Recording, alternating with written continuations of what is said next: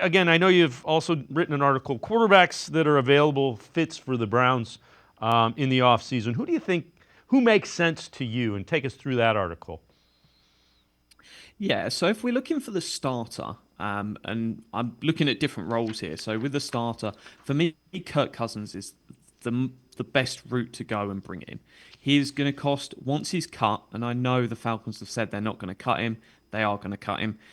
They're just going to wait as near to March as possible when another 10 million gets guaranteed. That owner is not going to allow them to guarantee another 10 million just to sit as a backup. So it's one that I'd expect that cut to happen much nearer that point. And then if you can get him for the vet minimum, we're talking 1.255 mil, bring him in, and you're not betting everything on him. You're saying, hey, we think you should be good enough. And if he was only like the 22nd best quarterback last year, people talk about him as if he was like the 31st or 30th. He was better than that. He's going to give you league average play, and who knows, in the Kevin Stefanski scheme, that could get better. So I'd definitely take the bet on him.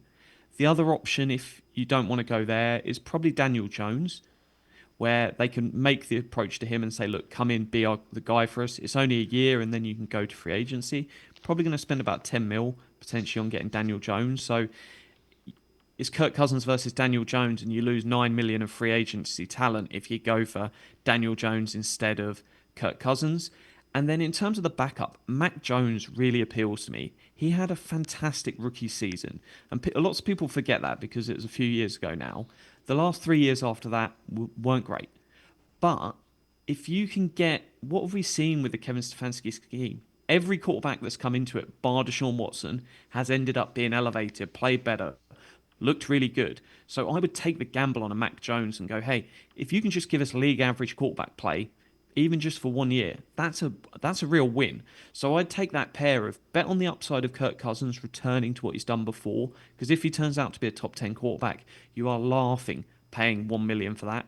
And then have the backup there as Mac Jones that should be able to get to league average play based on what Kevin Stefanski's done with other quarterbacks, and then draft whoever you're going to draft.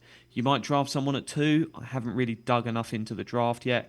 But if not, trade down and get the pick for trading up for whoever the quarterback you want in a year's time, because you're going to have to find a long term answer during the draft.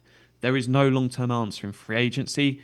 People hyped up Baker, they've hyped up some of these other guys. They're good and they can get you to the postseason. They are not going to consistently win postseason games if they are found in free agency.